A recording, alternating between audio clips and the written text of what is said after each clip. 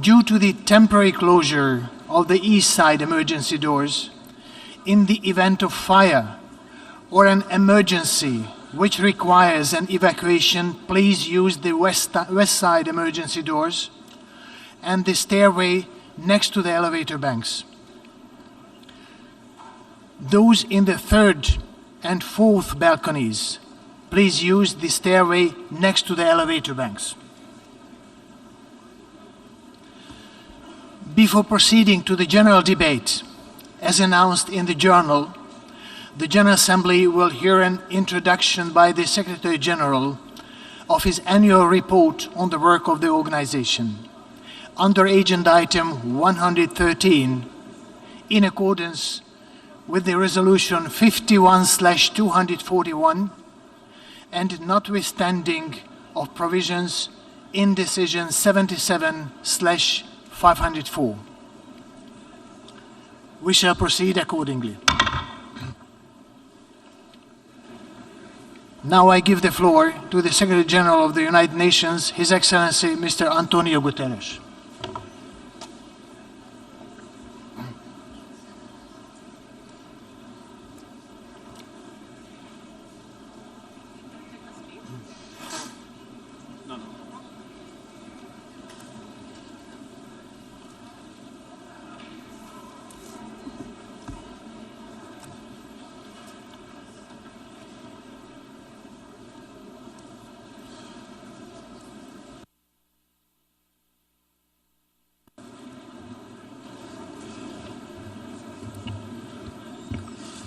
Mr. President of the General Assembly, Excellencies, ladies and gentlemen, our world is in big trouble. Divides are growing deeper, inequalities are growing wider, and challenges are spreading farther.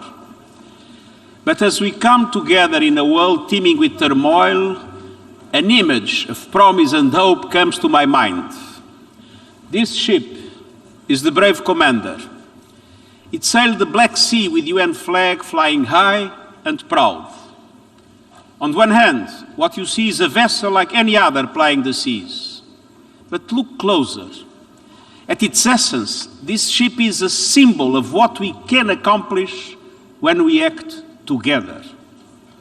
It is loaded with Ukrainian grain destined for the people of the Horn of Africa, millions of whom are on the edge of famine.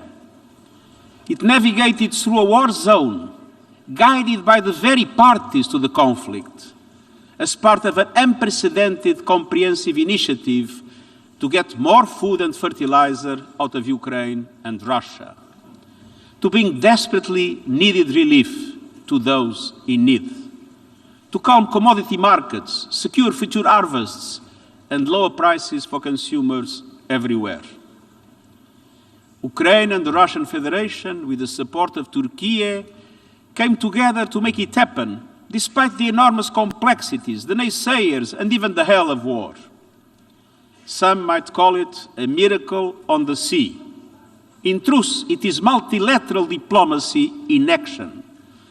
The Black Sea Grain Initiative has opened the pathway for the safe navigation of dozens of ships filled with much-needed food supplies. But each ship is also carrying one of today's rarest commodities, hope. Excellencies, we need hope, and more, we need action.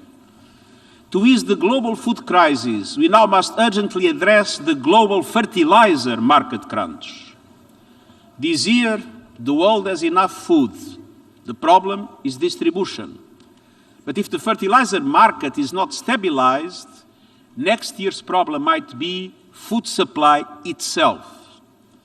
We already have reports of farmers in West Africa and beyond cultivating fewer crops because of the price or lack of availability of fertilizers.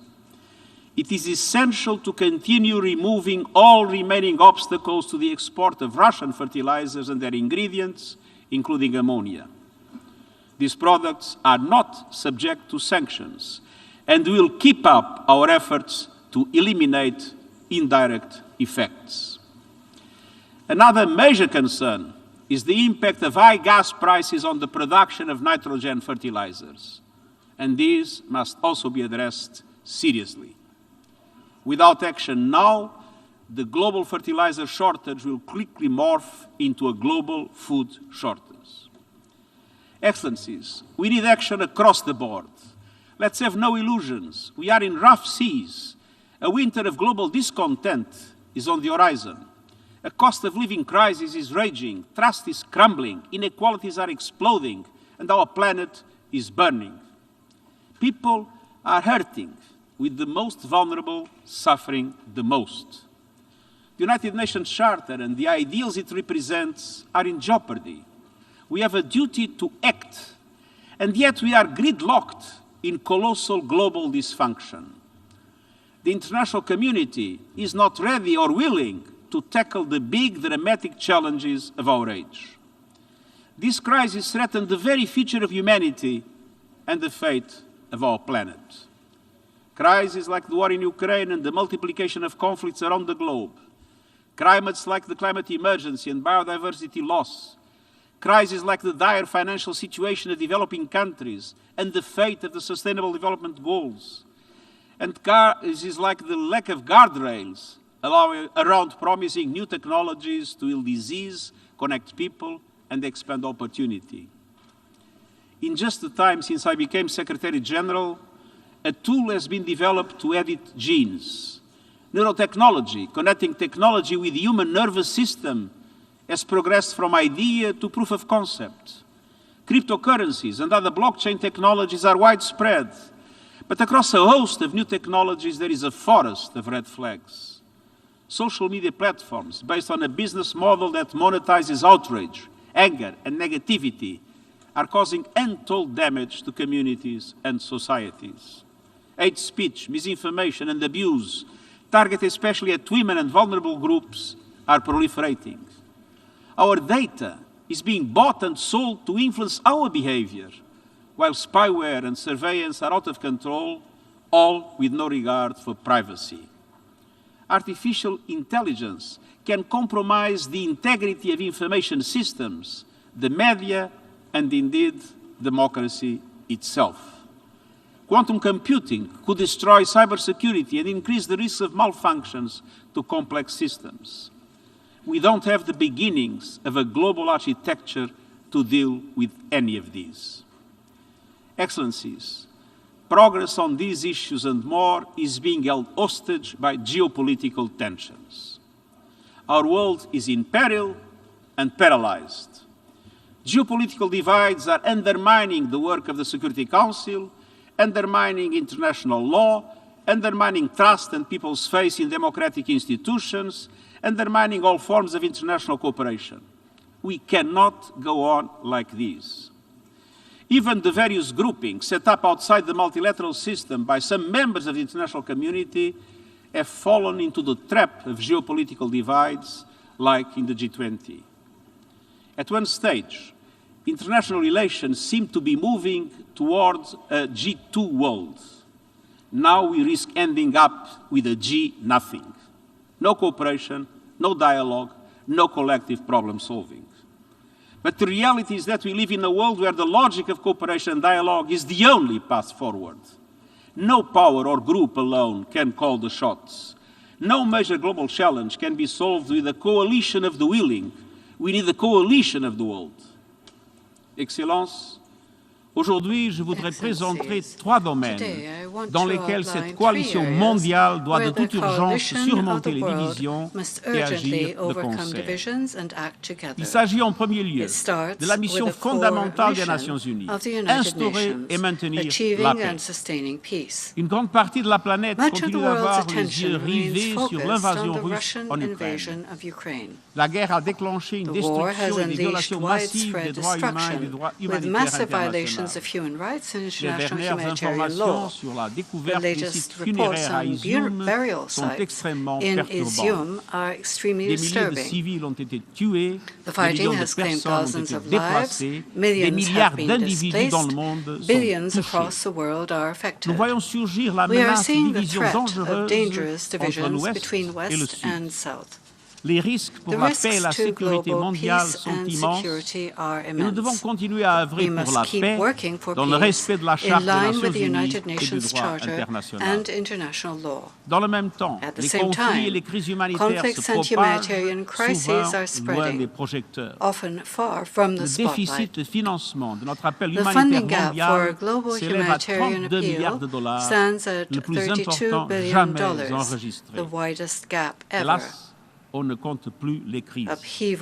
En Afghanistan, l'économie est en ruine, plus de la moitié de la population est en proie à des niveaux de faim extrêmes, tandis que les droits humains, et en particulier les droits des femmes et des filles, sont bafoués.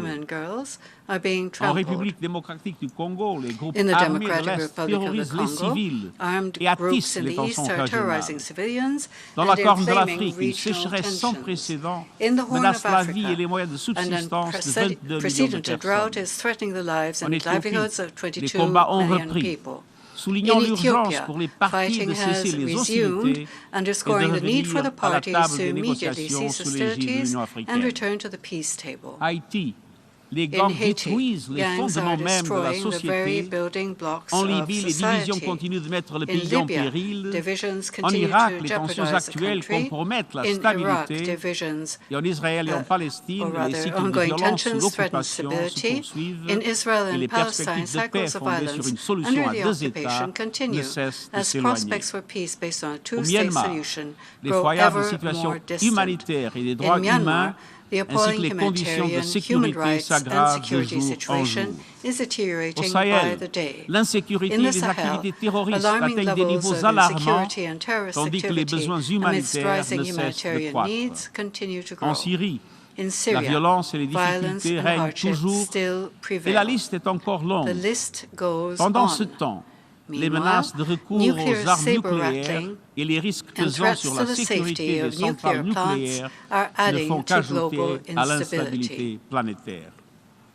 Les parties à la conférence d'examen du traité sur la non-prolifération des armes nucléaires n'ont pas réussi à trouver de consensus et l'accord sur le nucléaire avec l'Iran semble encore lointain.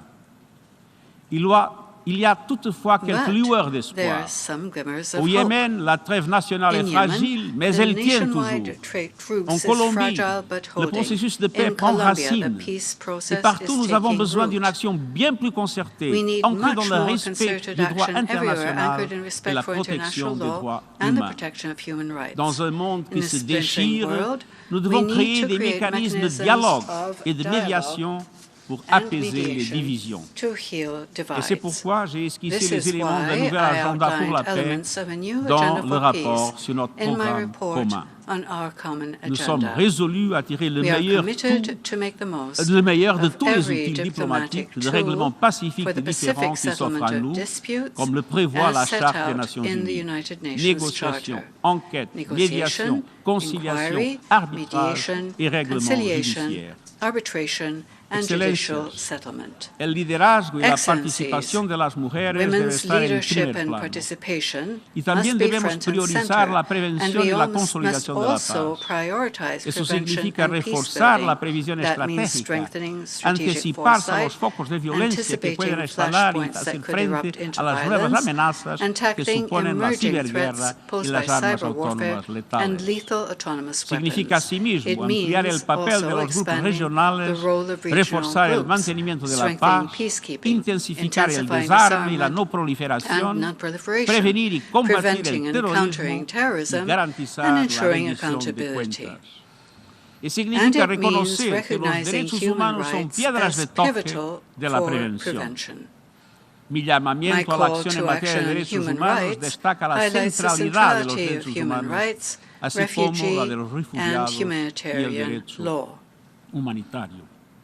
En todo lo que hacemos, debemos reconocer que los derechos humanos son el camino para resolver tensiones, poner fin a los conflictos y forjar una paz duradera. Excellencies, there is another battle we must end, our suicidal war against nature. The climate crisis is the defining issue of our time, and it must be the first priority of every government and multilateral organization. And yet, action is being put on the back burner, despite overwhelming public support around the world. Global greenhouse gas emissions need to be slashed by 45% by 2030 to have any hope of reaching net zero emissions by 2050.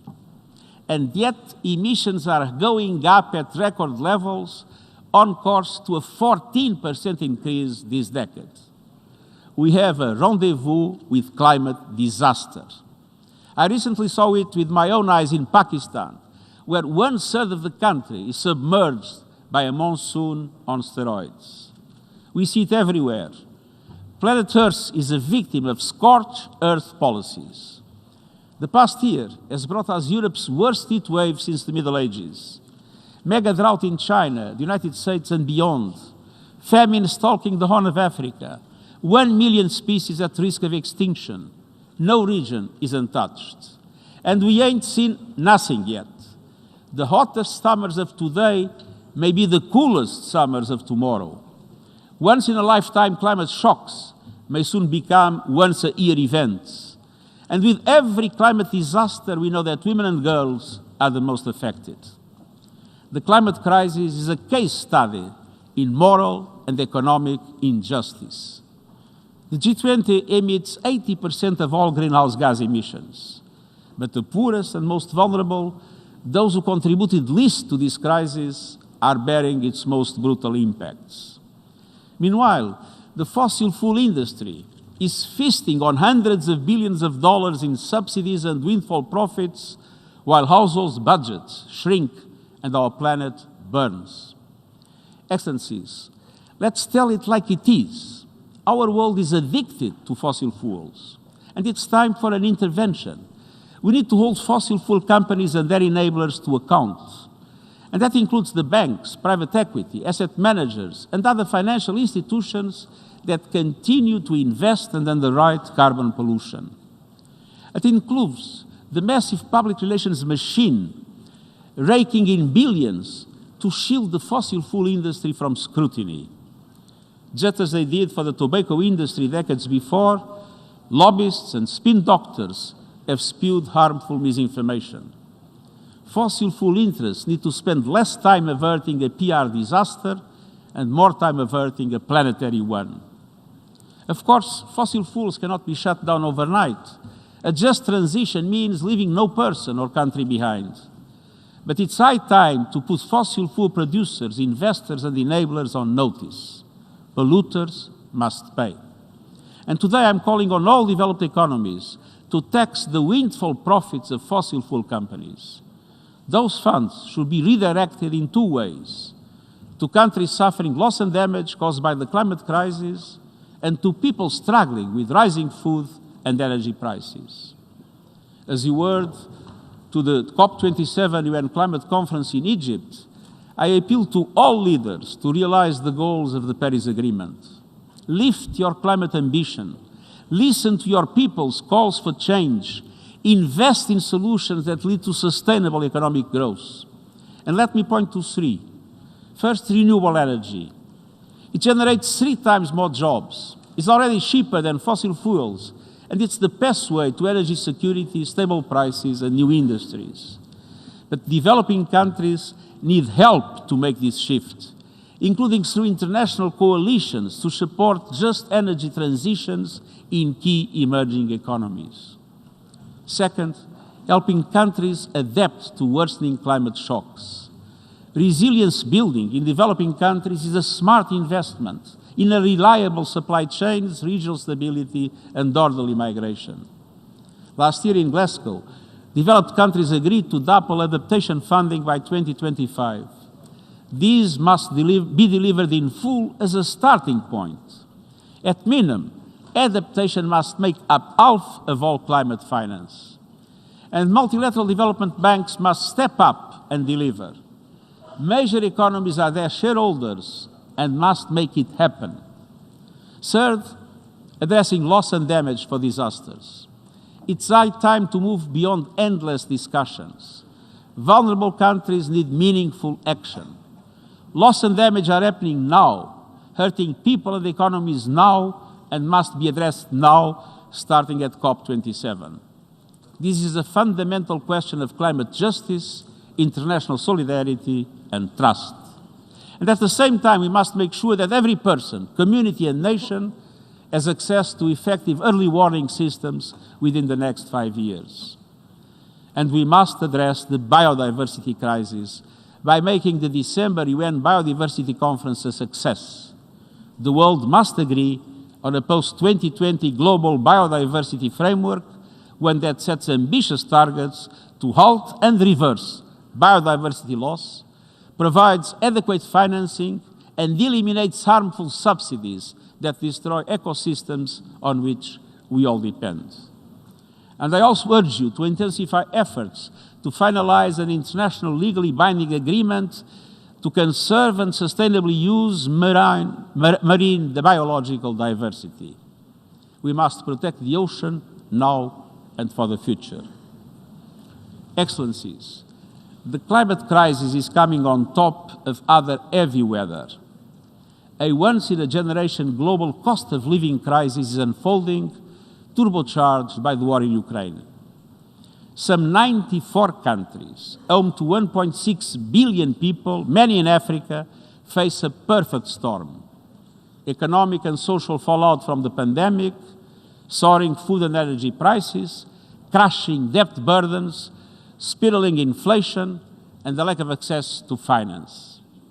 These cascading crises are feeding on each other, compounding inequalities, creating devastating hardship, delaying the energy transition, and threatening global financial meltdown. Social unrest is inevitable, with conflict not far behind. And it doesn't have to be this way. A world without extreme poverty, want, or hunger is not an impossible dream. It is within reach. This is the world envisaged by the 2030 Agenda and the Sustainable Development Goals. But it is not the world we seem to have chosen. Because of our collective decisions, sustainable development everywhere is at risk. The SDGs are issuing an SOS. Even the most fundamental goals on poverty, hunger, and education are going into reverse. More people are poor, more people are hungry, more people are being denied health care and education.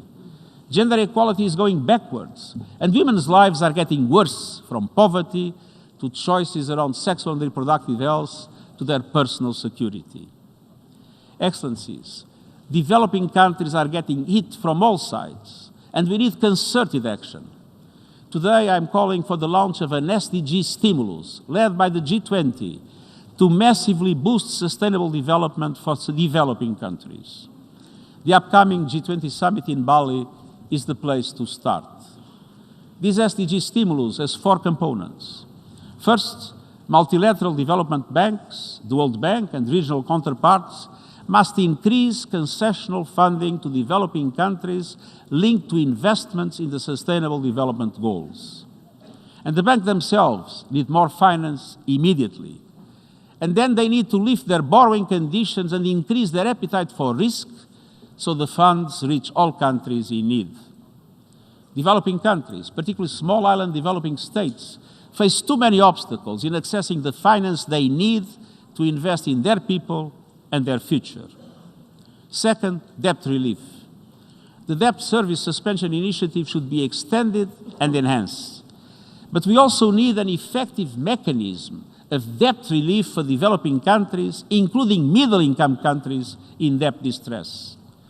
Creditors should consider debt reduction mechanisms, such as debt climate adaptation swaps. And this could have saved lives and livelihoods in Pakistan, which is drowning not only in floodwater, but in debt. Lending criteria should go beyond gross domestic product and include all the dimensions of vulnerability that affect developing countries. Third, an expansion of liquidity. I urge the International Monetary Fund and major central banks to expand their liquidity facilities and currency lines immediately and significantly. Special drawing rights play an important role in enabling developing countries to invest in recovery and the SDGs. But they were distributed according to existing quotas, benefiting those who need them least.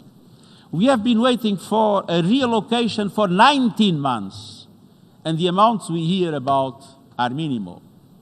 A new allocation of special drawing rights must be handled differently, based on justice and solidarity with developing countries. Fourth, I call on governments to empower specialized funds like Gavi, the Global Fund, and the Green Climate Fund.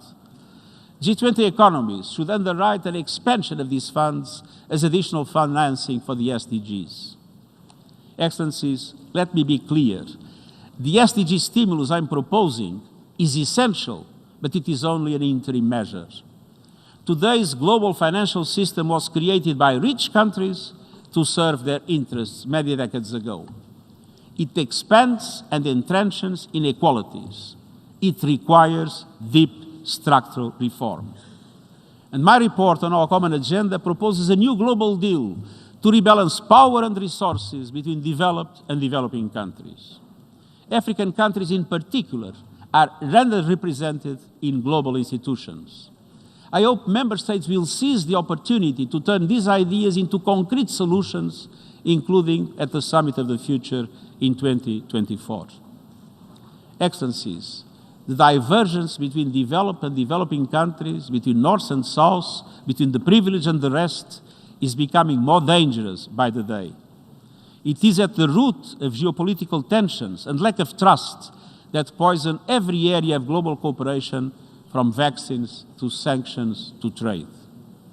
But by acting as one, we can nurture fragile shoots of hope. The hope found in climate and peace activists around the world, calling out for change and demanding better of their leaders. The hope found in young people working every day for a better, more peaceful future. The hope found in women and girls leading and fighting for those still being denied their basic human rights. The hope found throughout civil society seeking ways to build more just and equal communities and countries. And the hope found in science and academia racing to stay ahead of deadly diseases and then the COVID-19 pandemic. The hope found in humanitarian heroes rushing to deliver life-saving aid around the world. The United Nations stands with them all. We know lofty ideals must be made real in people's lives, so let's develop common solutions to common problems, grounded in goodwill, trust, and the rights shared by every human being. Let's work as one, a coalition of the world, as United Nations. Thank you.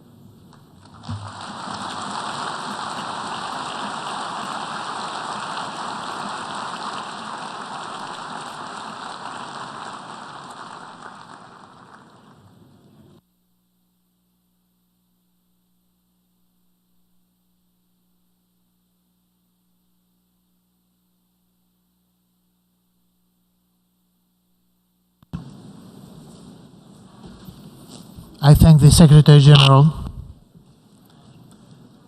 The Assembly will now turn to Agenda Item 8, entitled General Debate.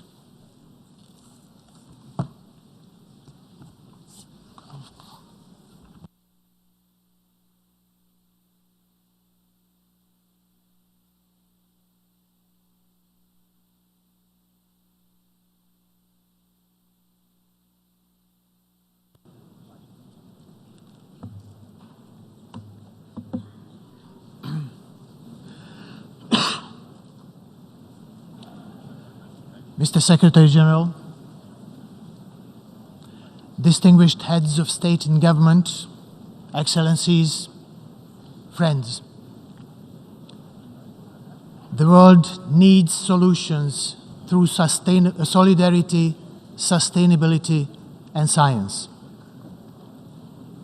Solutions because we have drafted many treaties, set excellent goals, yet have taken too little action. We need solidarity because inequalities have reached record heights. We need sustainability because we owe it to our children to leave behind a livable world. We need science because it offers us neutral evidence for our actions. My sincere gratitude goes to all member states especially to Hungary and the Eastern European Group for giving me the mandate to turn this motto into reality. Excellencies, we gather today at the most consequential moment of the last 4 decades. Des chaleurs extrêmes aux inondations dévastatrices. Le changement climatique est ébranle nos communautés. Notre consommation et nos méthodes de production lacernent notre planète de ses sols à ses cieux. Nous vivons dans un état de crise humanitaire permanent. أكثر من 300 مليون شخص في حاجة ماسة للمساعدات الإنسانية والحماية، وذلك بزيادة قدرها 10% منذ يناير. And this is an increase of 10% كما وصلت since أزمة last الجو January. العالمية إلى المستويات World تنذر food بالخطر crisis بسبب تغيير has المناخ reached an alarming level ونزاعات وجائحة because of climate كوفيد change, 19. conflict, and the COVID-19 pandemic. وفي الأشهر الستة الماضية دفع تضخم أسعار الغذاء والطاقة 70 مليون شخص Food إلى and الأقل the energy إلى الفقر. crisis have pushed at least 70 million people into poverty. Инфляция тем временем находится Inflation на самом in the высоком за meantime 40 лет is at уровне. the highest level over the past Четверть 40 years. всего населения Земли 1/4 of the entire population проживает of в the районах, planet охваченных is конфликтами, living in conflict боевыми areas, действиями in areas where armed политической hostilities take place нестабильностью. or where there is political instability. Редко, когда насилие по всему Violence миру has бывало rarely столь been жестоким. as harsh throughout the world before. Who would have imagined that war would return to Europe? That the nuclear threat would be back in political discourse to settle a dispute with a neighbor? It has been 203 days since the General Assembly adopted a resolution condemning the military aggression against Ukraine. Unfortunately, the bloodshed and the suffering have not stopped yet. In that time, the United Nations, as we heard, and its partners have offered food and shelter to millions of refugees from that country. A landmark agreement on commercial grain exports from the world's best breadbasket offers hope. Diplomacy is at work to release fertilizers so that the shortage we see today do not become the famines of the next year. UN nuclear inspectors are at one of Europe's key nuclear sites, preventing a possible catastrophe. Excellencies, the theme of our 77th General Debate is a watershed moment, transformative solutions to interlocking challenges. I stand in solidarity with the people of Pakistan, where devastating floods washed away hundreds of villages. You have seen the heart-wrenching scenes of devastation. This can be a window into our future. However, in tackling climate change, we have the solutions. These are rooted in the advancement we have made in science cooperation and climate diplomacy. But we have to want to put them in practice. The International Panel on Climate Change has proven an invaluable tool for supporting political decisions to combat climate change and to adapt to its consequences. We should consider replicating its success in the areas of water, energy, food, and biodiversity. This would give us a universally accepted scientific foundation for action. Once this high-level week is over, I plan to launch a series of consultations with the scientific community, asking them to help us, bringing the knowledge from microphones, from microscopes to microphones. The 77th session of the General Assembly will be key to preparing the SDG Summit in 2023 and the Summit of the Future in 2024. Next year, we will assess SDG 6 at the UN Water Conference, the first since 1977. This call could not be more urgent. Water is set to be the next major driver of conflict worldwide. The problem of water is threefold: too much, not enough, not safe. We have the chance to make a difference in the lives of 2.1 billion people who lack access to clean water. Let us cooperate to make the Water Action Agenda as transformational, practical, and actionable as possible. During this session, we will also assess the Sendai framework and come to conclusions to improve resilience against disasters. It is vital that these opportunities lead to substantive outcomes. The building blocks for transformation are at our disposal: the 2030 Agenda, the Sendai Framework, the Paris Agreement, the Addis Ababa Programme of Action, and our common agenda all point in the same direction. They describe the world we want and offer the avenues to get there. I'm encouraged that the Secretary General's proposals and the important initiatives by member states mutually support each other.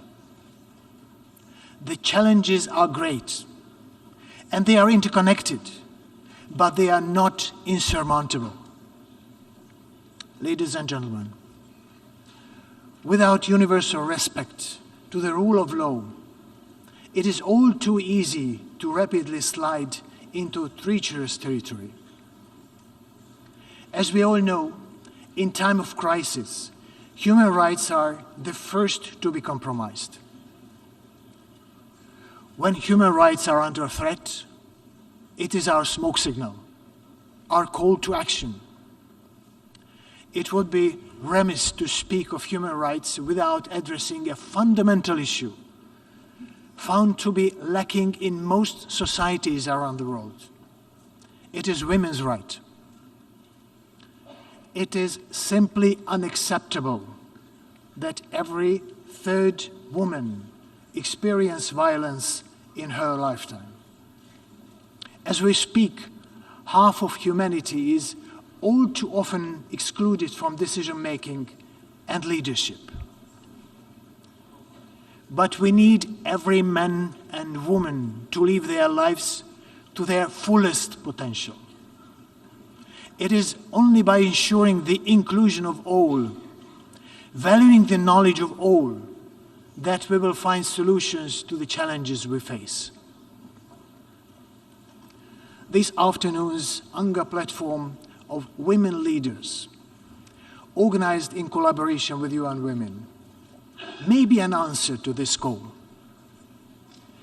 Women heads of state and government will offer their solutions to society's complex problems. Data shows that crisis response is more effective when women take the lead. I encourage you to engage substantively with this issue. It has to do with equity and equality, but above all, human dignity. Excellencies, in all these issues, in all our endeavors, I look forward to working closely with the Secretary General, the Security Council, the ECOSOC, and other key relevant institutions of the United Nations. I stand ready to support Member States to identify transformative, impact-oriented, systemic, and sustainable solutions. I promise to cooperate with all stakeholders, civil society, young people, women and scientific community, to name but a few. UN agencies, funds and programs are critical to bringing our efforts out of this hole and into our communities.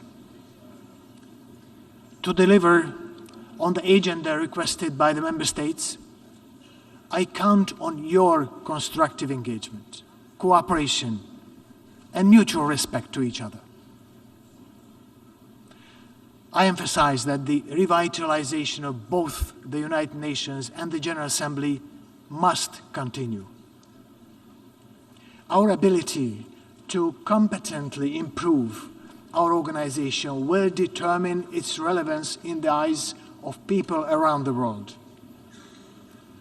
I want to advance negotiations on Security Council reform. It is high time that the Council represents the world's population more equally and that it reflects 21st century realities.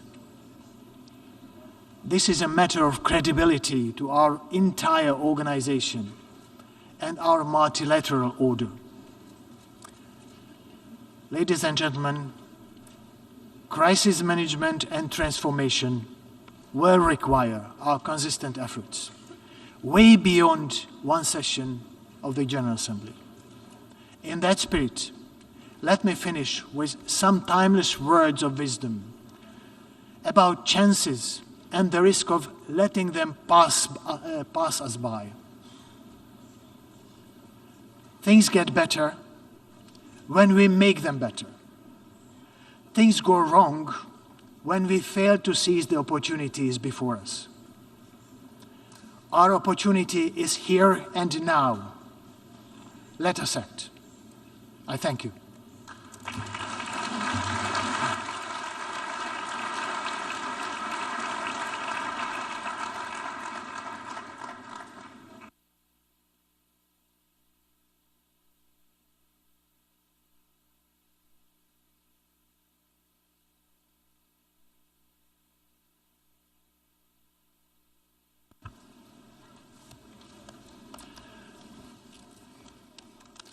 Distinguished delegates,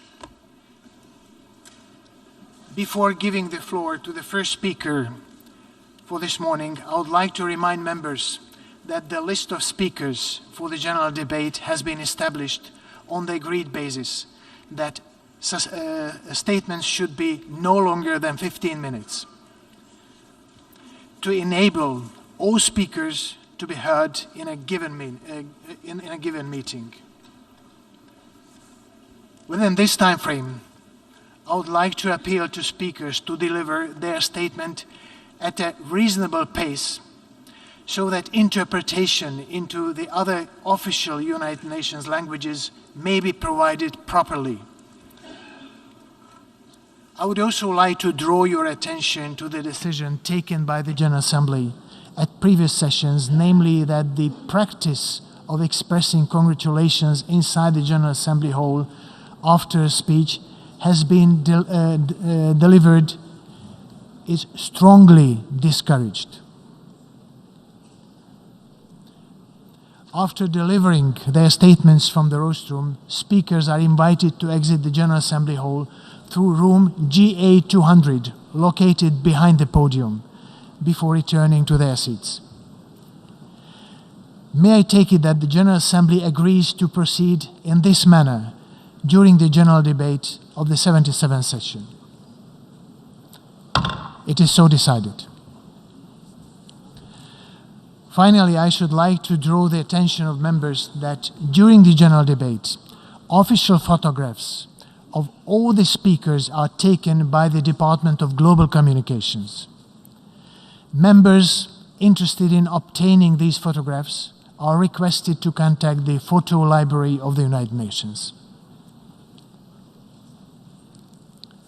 The Assembly will hear an address by His Excellency Jair Messias Bolsonaro, President of the Federal Republic of Brazil. I request the protocol to escort His Excellency.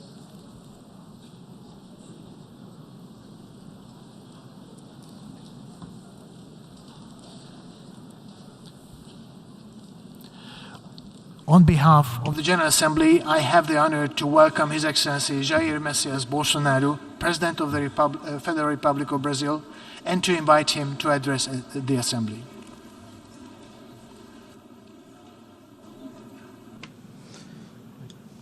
Okay. Hello, that's in the English channel. Okay. This is the English channel. Senhor Csaba Kőrösi, Mr. Csaba Kőrösi, presidente da 77ª Assembleia Geral das Nações Unidas, Senhor General Antônio Assembly of the Guterres, United Nations, Mr. Antonio secretário-geral das Guterres, Nações Unidas, Secretary General of the United Nations, senhoras e senhores, ladies chefes and de Estado, gentlemen, de heads of governo state, heads of e de government, delegações. and heads of delegation. Senhoras e senhores, Ladies and gentlemen at large, começo por cumprimentá-lo, I embaixador begin Csaba by Kőrösi, congratulating pela you, eleição para Ambassador Csaba presidir esta Kőrösi, Assembleia on your Geral. election as President Esteja of this certo General de Assembly. contar com o You apoio can be do Brasil. sure that you can O certainly tema count escolhido on para este Brazil's debate geral support. gira em The torno de theme chosen for this conceito que general se debate aplica revolves around a perfeitamente concept ao that momento que perfectly vivemos, applies to the um moment we divisor currently de live, águas. a watershed Senhor moment. presidente, nossa President, responsabilidade coletiva Our collective nessa Assembleia Geral responsibility at this é General compreender o Assembly alcance dos consists desafios que in compõem understanding esse the divisor actual de águas. scope E a of partir the daí challenges that construir make up this respostas que watershed tirem moment, sua força and from dos there objetivos build que the são response comuns a that todos nós. draw their strength A from the tarefa não é goals that we all simples, share. mas, a rigor, The task at hand não is not a temos simple one, alternativa. but strictly speaking, we have Esse no esforço alternative. tem de começar The no effort interior de must cada dos begin nossos within países. each of Antes our de tudo, countries. é aquilo que Domestically. realizamos no First of plano all, interno it is que dá what we a do at medida the da domestic level autoridade that com que gives the agimos measure no plano of the authority internacional. with which we act Deixe-me at the falar da international level. perspectiva do meu país. Therefore, allow me to speak Quando o from my Brasil se country's manifesta perspective. sobre a agenda When da Brazil saúde pública, voices her fazemos views isso com a on the public autoridade health de agenda, governo we que, do so with the durante a legitimate pandemia da authority of a government Covid-19, that during não the poupou COVID-19 esforços pandemic para salvar vidas spared no efforts e preservar to save empregos. lives and preserve jobs. Como tantos outros países, Like so many other concentramos countries, nossa atenção we desde a focused primeira our hora attention em from the very garantir outset auxílio financeiro on emergencial ensuring aos mais emergency necessitados. financial aid to O those nosso most objetivo in foi need. proteger a renda Our das goal was famílias to protect para que families' elas income conseguissem enfrentar so as that dificuldades they could econômicas face up to the economic decorrentes da hardships pandemia. resulting from the pandemic. Beneficiamos mais de 68 Therefore, we milhões de pessoas, managed to benefit o more than equivalente a terço 68 da million nossa people, the população. equivalent to one-third Em of the paralelo, Brazilian lançamos population. amplo programa In de parallel, we imunização, launched a broad-ranging inclusive com vaccination produção program, doméstica de including vacinas. domestic production of Somos uma vaccines. nação com We 210 are a milhões de nation habitantes. E já of more temos than mais de 210 million 80% people, da and população already we have more than vacinada 80% contra a of our Covid-19. population fully vaccinated against Todos foram COVID-19. vacinados de forma All voluntária, were vaccinated respeitando a voluntarily, liberdade individual in de due cada respect of Da one's mesma individual forma, no freedom. terreno da economia, o Brasil Likewise, traz a in the autoridade economic de um arena, país Brazil que, has the em legitimate nome de authority um of a country crescimento that, for the sustentável sake e inclusivo, of sustainable vem and implementando inclusive reformas growth, para a has atração been de putting in place investimentos reforms e to melhorias attract das investments condições de and vida de improve sua população. the standards of living of No meu her governo, population. extirpamos a Under my corrupção administration, sistêmica we que existia uprooted no the país. systemic corruption that Somente entre existed o in the período country. de 2003 e Between 2015, 2003 onde a and esquerda presidiu 2015 o Brasil, alone, a o period in which the endividamento left da wing presided Petrobras over in Brazil, por má gestão, indebtedness loteamento levels político at the oil state e company em Petrobras desvio due to chegou à casa mismanagement dos and politically driven 170 appointments and bilhões de favors, as well dólares. as the diversion O of responsável funds por isso reached foi up to condenado em 3 $170 instâncias, billion. por The person unanimidade. responsible for that was Delatores convicted, unanimously devolveram convicted $1 in 3 bilhão de different dólares courts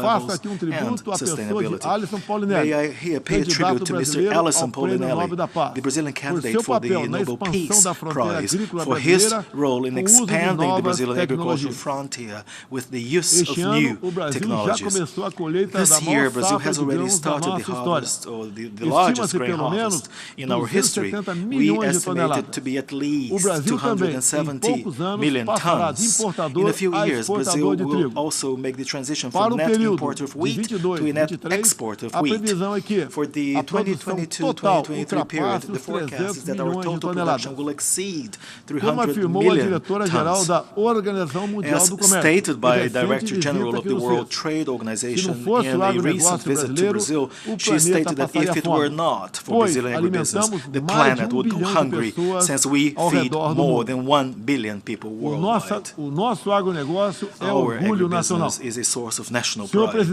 Mr. President, I also wish to call to mind here that also in the field of sustainable development, Brazil's track record of achievements is a source of credibility for our country's international action.